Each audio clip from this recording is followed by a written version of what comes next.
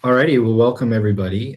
Today we're going to spend about 15 minutes talking about some tools and techniques for how you can sort of optimize your website to get better quality leads, make sure that your website isn't losing you leads. And I'm excited to jump into it. Before we get started, just a couple quick things. Mary Beth, who's here with me, is going to be fielding any questions in the chat. Feel free to message her directly with any questions. Also, just feel free to say hi in the chat to the group if you like. We are also recording this presentation, so everybody who registered, regardless of whether or not they attend today, will get a copy of it. So, don't worry if you miss a sound bite or anything like that. We'll be sending that to everybody either this afternoon or tomorrow morning, just the recording of that. And the last thing is the format of today's presentation is just 15 minutes of practical content, and that'll be followed by 15 minutes of Q&A and no sales pitch. We're just here to eat our snacks and learn a little bit about marketing. Alrighty, so a little bit about your host. I am your host. It's me. I am the founder and chief Fungi and chief CEO here at Fungi Marketing. For the last decade, I've been working closely with over 100 small to mid-sized businesses, helping them kind of establish what they can do to optimize traffic that's already coming to their websites and create new opportunities to drive real leads into their businesses and good qualified leads to their businesses. We use a primarily conversion-focused strategy. We're not like your traditional agency where it might just be spray and pray, lots of banner ads and awareness. We're kind of looking more at what's already working and what could we improve to get better results. I also tell really good bad dad jokes. Mary Beth, knock knock. Who's there? Interrupting cow. Interrupting cow. Ooh. That is a bad one. It is a bad one, and it's one of my favorites. And it's one of the only ones I can remember. Well, that too. Yeah. All right, so let's get into the meat of today's discussion. Your website could be your best salesperson or possibly your worst one. And so today we're going to look at some specific ways to understand how it's actually performing. The real problem, as we see it, is not necessarily traffic, it is conversion. And conversion in our case means somebody who's raised their hand to give you some contact information saying that they are willing to be followed up with, whether that's a new sales call or a variety of other phone calls, demos, things like that. So typically when we start working with a client, what we see, especially a client who's maybe getting a lot of traffic but maybe not getting a lot of leads, is there's high click-through rates on their ads, on their emails. The average time on the website's pretty high, and they have pretty good engagement rates, meaning people are scrolling around, they're clicking on things. But when we look at the sales side of things, there's not that many form fills, there's not very many phone calls. And of the form fills and phone calls that are coming through, we're not actually seeing a lot of qualified leads, it's a very common challenge, especially when you look at people who don't have maybe a focused marketing strategy or a digital marketing strategy where it's driving qualified people to the website. So we're going to talk through three things today. And the first one is, where do qualified visitors get stuck, and how exactly to establish what the drop-off point is, where are they not converting. So we look at a very high level, what are the top entry and exit points for people who are coming to your website? Meaning, if they're searching around and they've landed on maybe your home page, or they landed on your about page, or maybe a specific service page, what are they doing from there? And then where are they exiting? Are they bouncing, meaning they land on the home page and they just leave? And how many are proceeding through to a desired action? This is just a very simple example of users coming in through the home page and various other pages on the website, then going maybe to the contact us page or browsing around and looking at others, and then finally completing a contact form. And kind of what is the percentage of people that actually make it through to completing a desired action. So how do we look a little bit deeper here, especially if maybe you don't have the best tracking in place, or maybe like your contact forms don't show source or don't show other information? One of the easiest things that we've found is to install a heat mapping tool. The one that we prefer is called Hotjar. It's very widely used in the industry. And what this tool does is it shows where people click, and it develops these heat maps. So you can see in this example where we have services, about, and blog, there's quite a bit of click activity there at the top of our website, which those are all deeper pages on our website. That's part of our objective, is to get them to click further through. And then on the right-hand side is a scroll map showing the hottest activity at the very top, which makes sense. That's kind of above the folds when you're scrolling on a website.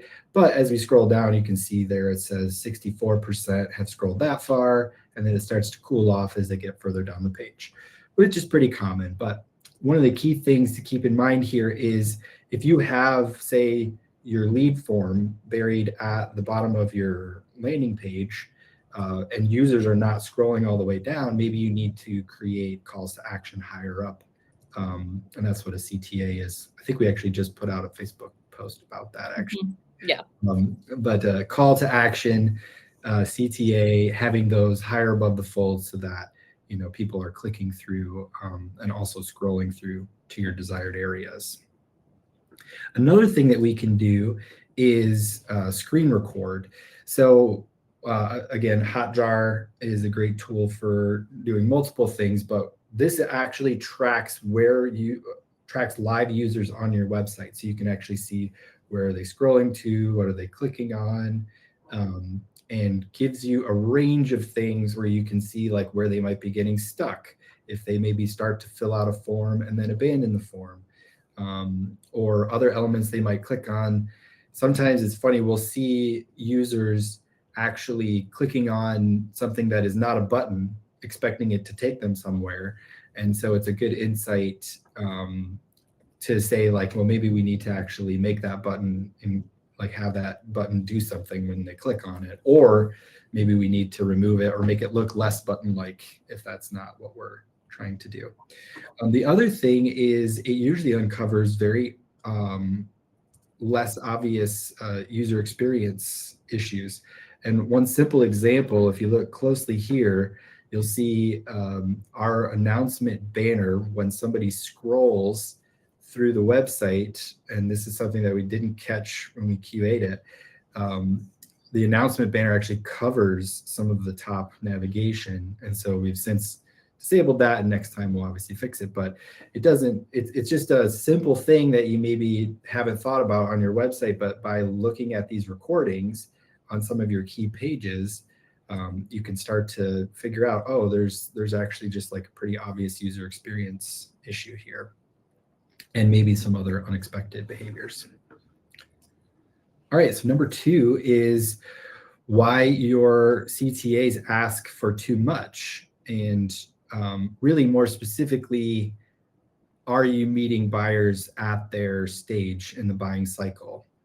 So more specifically, when we look at kind of the 3 standard stages of the buying cycle, especially in more of a B2B space, which is the one that we sort of thrive in, you have awareness, meaning that somebody has just become aware of your product. That's usually they've seen some of that spray and pray advertising, or they've discovered you on Google by doing a Google search for a service, or some other promotion. At this stage, they might not be like specifically looking for your service or ready to make a decision. And so just hitting them with a contact form and no other call to action is not necessarily going to produce desired result. They might just not be ready. Easy for them to leave and go look at somebody else and learn more about the company. So when we look at the awareness stage, we really want to try and draw them in, still get them to take some kind of action, but maybe don't necessarily require much information from them. So that's where we'll have a short video on a product or service about the company, try and get them kind of comfortable with you. or joining for a free webinar, kind of like the snack breaks that we're doing now. It's a very easy, low lift activity. People, half the people that sign up just sign up so they can get the recording later. There's not a lot of pressure there. During the consideration stage, these people are a little bit more actively looking for your services. And at this point, we're like looking at providing them with a little bit more value than they might just get from like a webinar where there's a bunch of attendees or a short video. This is my personal favorite sort of soft sell form to get somebody into your sales pipeline. Having something like a workshop that they can attend that's free or inexpensive, and obviously requesting a demo for your product or service. Those things can be really great incentives. It really meets between the awareness and decision stage where they're maybe still evaluating a provider, but they're much more likely to be making a decision on you in the next couple of months. And then finally deciding, everybody's already got this: book strategy call, get a custom quote, contact us, call now, have sales contact you. You still want to have those calls to action, but we don't necessarily need them in those earlier stages. Last thing is the invisible friction that's costing you leads. These are issues that visitors maybe feel but can't name, and that you may or may not be able to see on your own website. And there's just 4 pretty obvious things. These are all things, by the way, that people can probably incorporate with relative ease in the next couple of days. First thing is social proof. This is like reviews for your company or products or services, case studies illustrating your experience in the industry, client logos or vendor logos that kind of help people recognize maybe an industry leader, and knowing that you work with them can help to reinforce that experience. Unclear value propositions. If somebody can't tell what you do within a couple seconds of hitting your website, they're gone. This is the classic ad thing. If they can't understand what you're doing in 5 seconds, they're never gonna take action on it. Another one that is a little bit less obvious but very important is slow load times. All of our client projects, we recommend using a special high-speed secure hosting. Things load, in 1 to 2 seconds, as opposed to taking, 5 or 6 seconds, which can really cost you. I mean, in this case, every extra second can cost you 7% of your conversions. So if you were going to have, qualified audience come to your website and then they don't see what they're looking for, the page loads slowly, things don't render properly, that can all lose you great potential leads. And the last thing is, what we were just kind of talking about, which is having pages without a clear call to action. So we need to have always some kind of follow-on activity, even if somebody fills out a form. All of our confirmation pages, when you click and go on those forms, we still have other steps that they can take. Watch this video, check out our portfolio, reach out to us here, connect with us on socials. So it's important to have some kind of clear call out on every page of your website so that people are, at least given the option to take an action. All right, so we're wrapping up. Here is some things that you can fix this week. I would start small and just pick one of them. First thing I would do is look at your top 3 traffic pages. Use Google Analytics or similar tool to find where visitors enter and where they leave without taking an action. So that's as simple as that diagram I showed earlier, or you could honestly just go to the main report and just look at your top pages and see how are people proceeding through to other pages on your website. Second thing is to audit your calls to action. Count how many are book a call or contact us and how many offer a lower commitment step. So maybe incorporating that book a demo or attend a webinar a little bit higher on the page before you ask them to, book now, call now, basically before you're asking them to commit to talking to a sales rep. And then the last thing is to add a trust signal to your key pages. So that could be things like testimonials, pulling a quote from an existing customer of yours, a case study snippet, or maybe a couple recognizable logos, all things that will just kind of help with that social proof, help people feel a little bit more confident before they give you their information. Because if you're like me, you don't want people to be emailing you and calling you all the freaking time. And that is it. So now we've got our Q&A section. We can give everybody a minute to, if there's any specific questions people have. Yeah, We'd had a couple come through prior to the presentation, so. we did. So this is kind of a 2-for-1 question. How often should a company update its website? And the second half of that is, how do you know when it's time for a website redesign instead of just doing kind of small updates?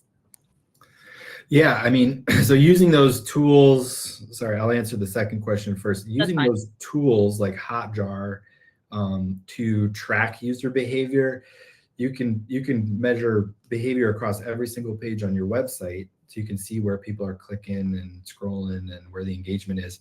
If you're seeing like very little engagement and you have pretty decent traffic from multiple sources, I would say that's probably a point at which you might want to do a more holistic redesign versus tweaking. So the answer to the first question is, I mean, we are on a weekly basis making updates to our website, to our clients' websites. And a lot of it is just testing. We're like experimenting with different things like different calls to action, different social proof, different new pages, new content. We might be driving people there from an advertisement. The other thing is that search engines like Google like it when they see regular activity on your website. You will have a better search presence if you're regularly updating the site and keeping things fresh. I think similarly, like people that follow you, depending on the frequency of their buying cycle, probably want to see fresh content, just like they want to see fresh things on LinkedIn and Facebook. They want to see that you have posted in the last year as opposed to having inactivity. So I would say probably on a weekly or bi-weekly cadence, at least, adding a new page, testing a new element. How often do you think it should be like it's time for how often should companies be redesigning their entire website?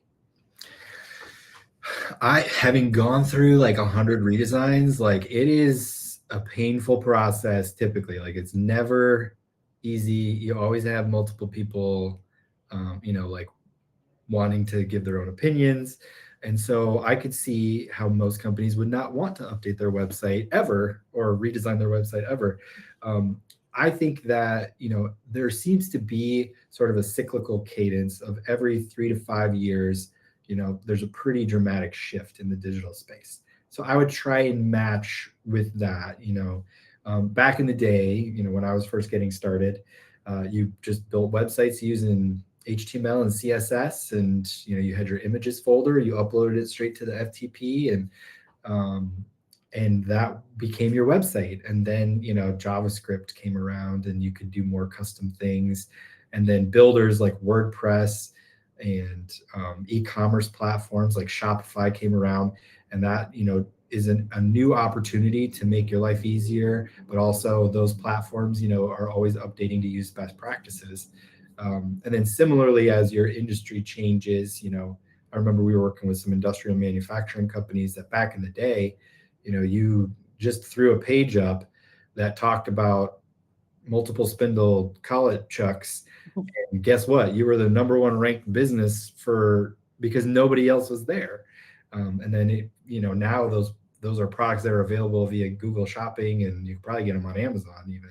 So I would just kind of like, keep tabs on the trends and try and keep your website fresh and modern, and make sure that the infrastructure that's behind it is scalable as well. Gotcha. So the next question was, what website metrics should business owners pay attention to the most?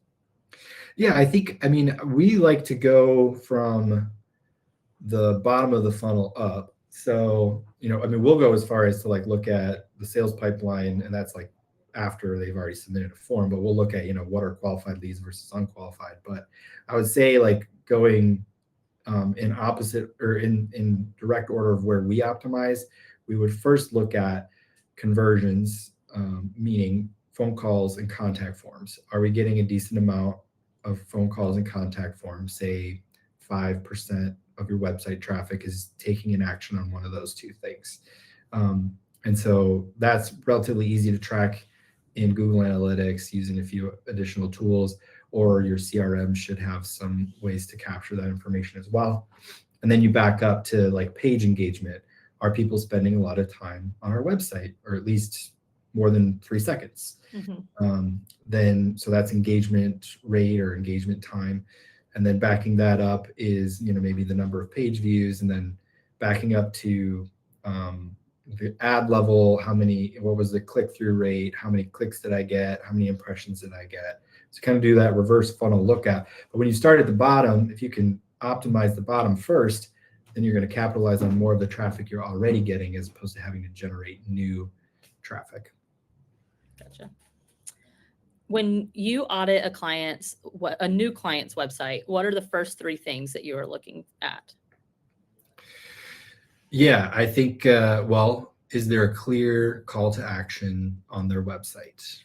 I feel like so many clients could benefit just from literally having like a phone number and or like a colorful contact us button in the top right of their site. And you'd be surprised how many people don't have some kind of clear call out like that, to just let people easily get in touch with you. From there, I think it's more hierarchical. Is the flow cohesive? So like on our homepage, are we kind of featuring some helpful information, maybe some credibility indicators, like maybe there's some logos and a good description of the business at the top, so that right away, again, within 5 seconds, somebody understands what this business does.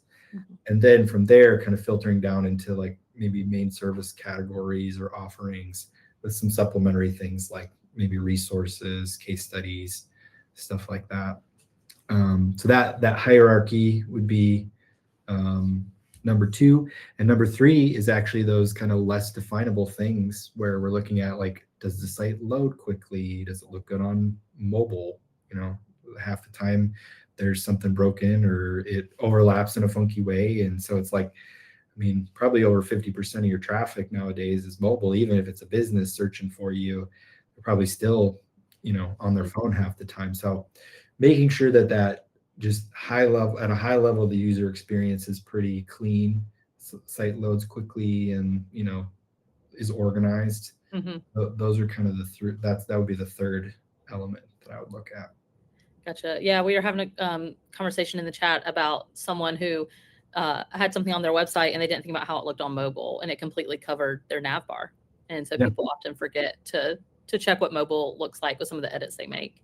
Yeah. Well, and that Hotjar tool is just such a cool thing, because not only will it, show you that macro view, but that end user experience, like we just had no idea about our little banner overlap thing.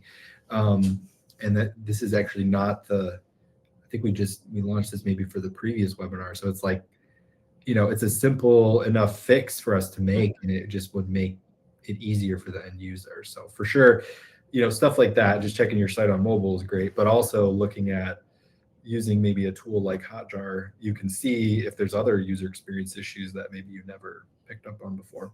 Yeah. What are your thoughts on having a pop-up to collect email? Are people still doing that, or does that turn someone off?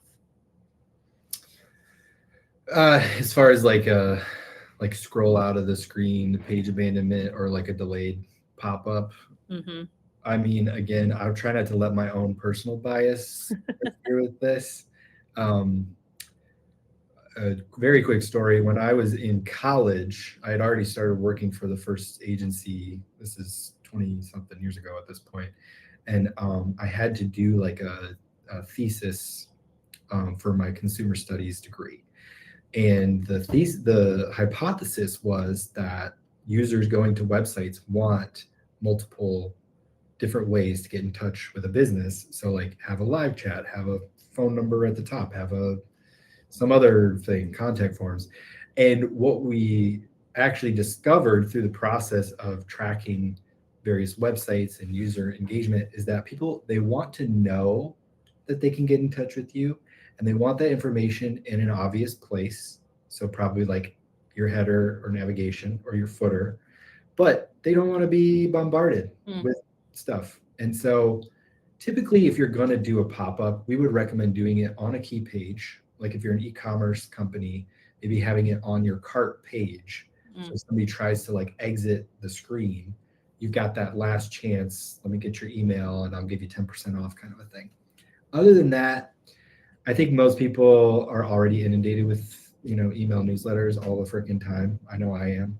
And so I would say, be a good steward and don't make it so noisy. Yeah. One last question is, what is the best platform if you want to make edits, like make web edits, and not rely on an agency for everything you need updated on your website? There's a ton of platforms. I would say that platforms probably in part depend on the type of business you have. So I mentioned earlier, Shopify is an e-commerce. If you're selling products or you have like a very product focused business, maybe people request quotes instead of actually purchasing, I would recommend using like a Shopify for that. They're built to make it easy for end users to update. With kind of more the business to business world that we live in, small businesses, typically like a Squarespace or something along those lines, they've got tons of features, schedulers, all sorts of things that you can integrate that are built into the platform. Most of our clients. Uh-oh, I think Ryan lost his connection. Let me give him just a second to get back. And we will edit this on the replay.